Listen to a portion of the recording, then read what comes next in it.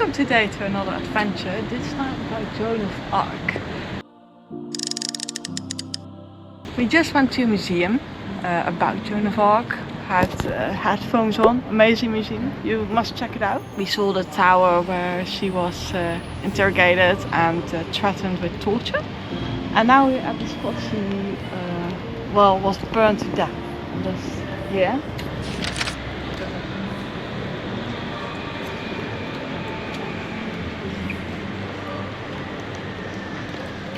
And with a monument dedicated to her and a church dedicated to her. It's hard to believe she was only 19 years old. She was a peasant girl and one day she said she heard the voice of God. She was the girl that would start the revolution and start the break free from England. Strange to know that she died here because, well, there was an English part, so probably that's why, but she was given to the English. She was captured.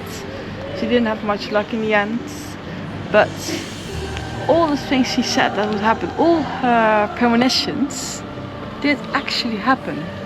Not at the same time, but they did.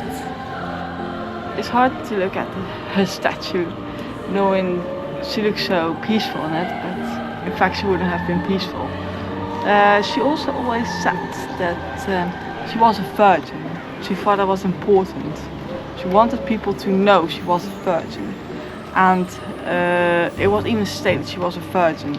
And she recognized God, but not the church. And that's what pretty much was her demise in the end. Joan of Arc was born in 1412 in a small French village called Dormery. France was losing a brutal war against England, the 100 Years' War. At just 13 years old, Joan claimed that she heard voices, saints, angels, telling her one thing: France must be saved. No one believed her until she reached Charles, the enthroned Dauphin of France. Joan convinced him, not with strength, but with certainty. At 17, Joan rode into battle, wearing armor, carrying a banner, leading soldiers twice her age. In 1429, Joan led French forces to victory at Orleans, a battle thought impossible to win. Against all odds, the English retreated. Soon after, Charles was crowned King of France. Joan had done what armies failed to do. But victory made her dangerous.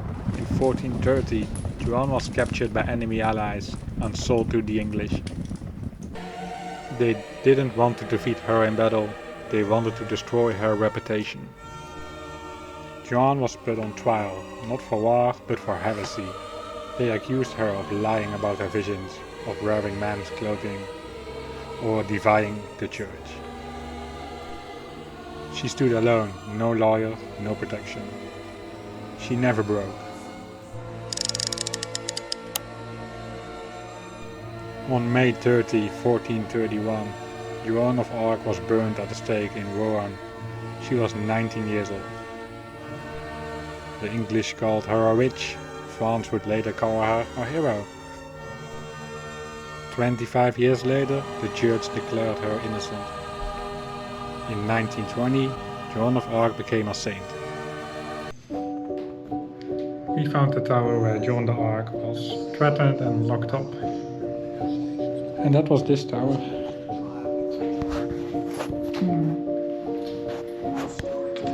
Just this little space. You can read it on the boards. That's pretty disturbing. She was locked up here and 3 guards were in this same little space and 2 guards were outside here, like in the hallway or the front door over there. But yeah, she was locked up here with 3 guards. And that's because she was a prisoner of war as well, named by the English, so 3 guards were chilling here all day, especially in the night, I think. Yeah. So So these are the ruins of the Saint-Sauveur, Saint Michel Church. This is all that's left. I haven't been able to find much about it, but I will try to. I do know it's existed around the day Joan was executed, so this is what she saw. So yeah, it was a lot different than it looks now. So we're in the church of Joan of Arc. Here are places you can pray. You can sit here with your knees and pray to Mary and Jesus. Lady Mary. Not Lady Mary who became Mary the First, but Lady Mary as in Holy Mary, the Virgin. And here there's also behind us a place where you can honor Joan.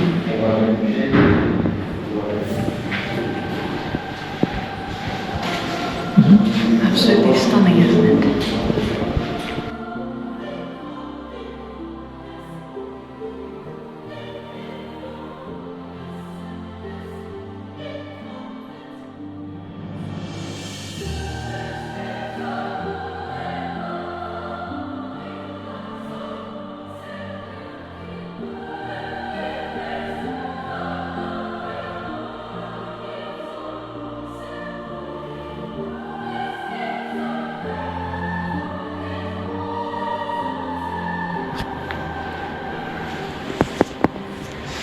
Here also used to be a market. I don't know exactly where, but I think right on the spot where the new market is, which is right next to the church. But it's absolutely amazing here. It's all in honor of Joan d'Arc, Joan of Arc. They are here.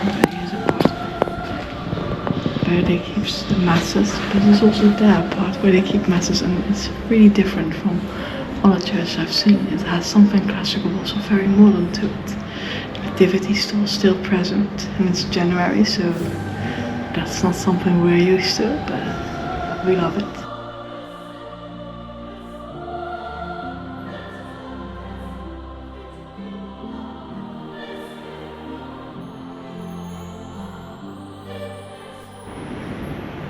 This is in honor of the 4th of May, 1429. Not the 4th of May as in George Lucas, but as in Joan of Arc. This was a photograph. This was what she wore, her armor. This is dedicated to her. But this is how she wrote her name. She wasn't able to write, but she could write her name and a bit more in the end. We aren't exactly sure, but there are letters from her. And this was a handwriting.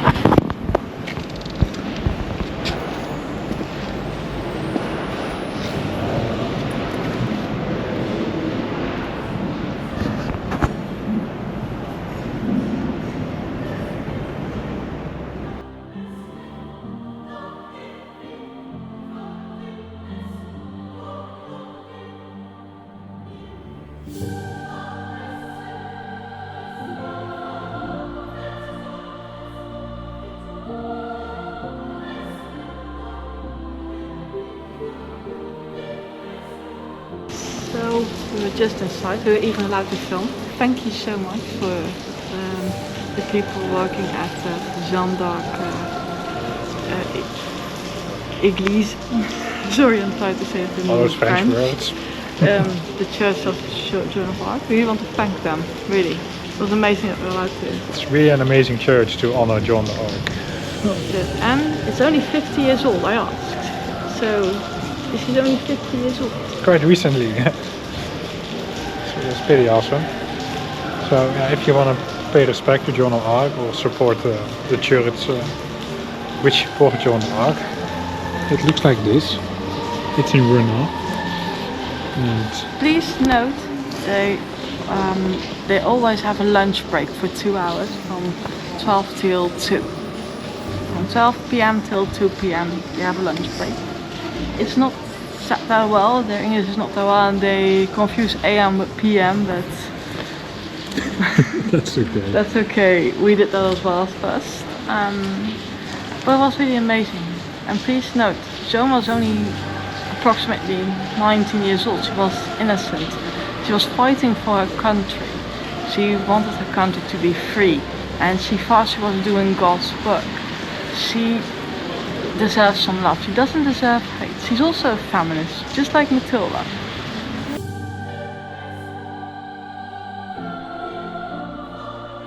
Thank you for watching our little Tudor video here, and we will see you next time until our next adventure. Thank you for watching, and please like and subscribe. Bye bye everyone.